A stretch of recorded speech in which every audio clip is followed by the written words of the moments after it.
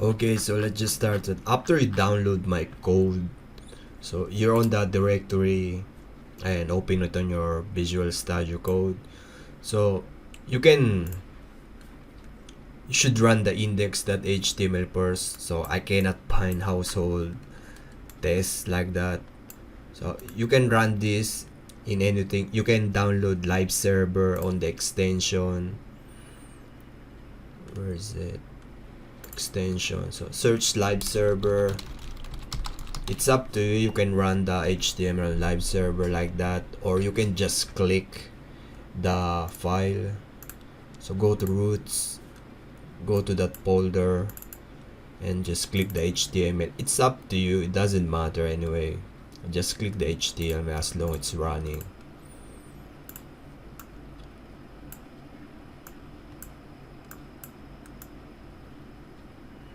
Yeah, place it on here. And you know what, we're not gonna tackle this part because this is not the main purpose of this program, the HTML part.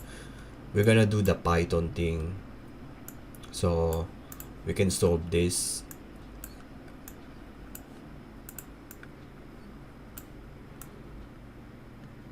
Okay, so on your terminal, so not on the CMD, on the Laragon terminal, because people already installed there.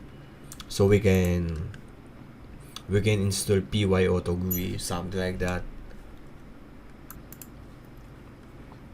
Okay, so this is the documentation of the py auto GUI.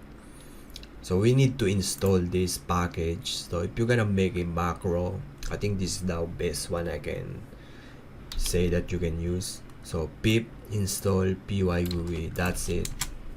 That's the only code you're gonna need, and I'm gonna put it on here on the description so you can read the entire documentation or something like that. This thing is so very straightforward, 18 lines of code. And yeah, so this is the entire code anyway. So we import the py GUI. So all the import are multiprocessing and time. Those are 3 imports that we're gonna need. And yeah, let's just start it. So on py GUI, on the documentation, you can check where's the location of your mouse if you run the code. So this one, I put it on here so you can change the position of your mouse in any type of situation or something like that. It's so very important. Like if you have small screen or your screen's on the left or right, you can change it manually. That's why you should write your own code, because it can change it easily. Nothing too hard. It's not too hard to change the position of X and Y or something like that. So I'm gonna run this code. So you see the PG position to get the location of your mouse.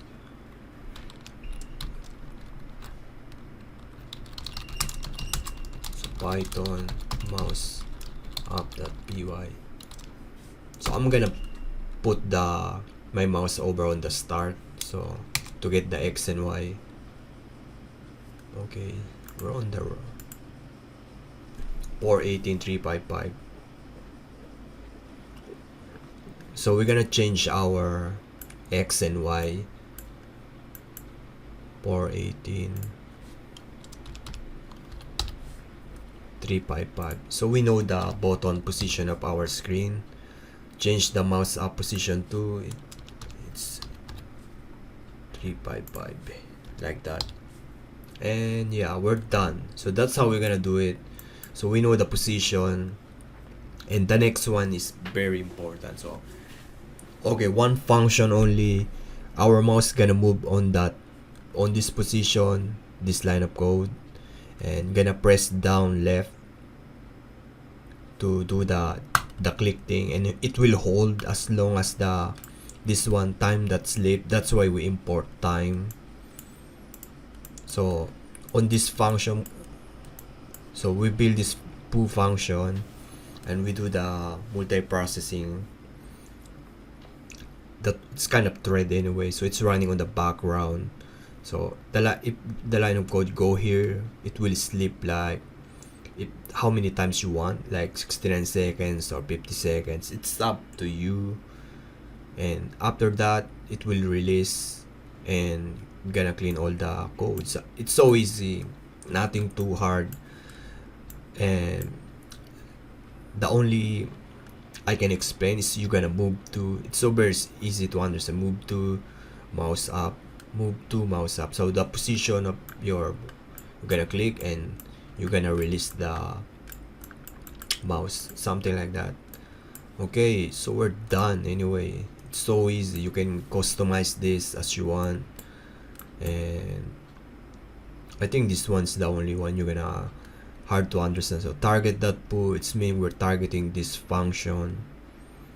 Yeah, so we're gonna start our thread, we're gonna sleep like how many seconds you want to run the code, you're gonna release it and terminate all. So that's the how you're gonna click how to make a household bot in Python. And yeah, see you on the next tutorial. I think so very straightforward. You can download the code, read it with 18 line of code. Yeah.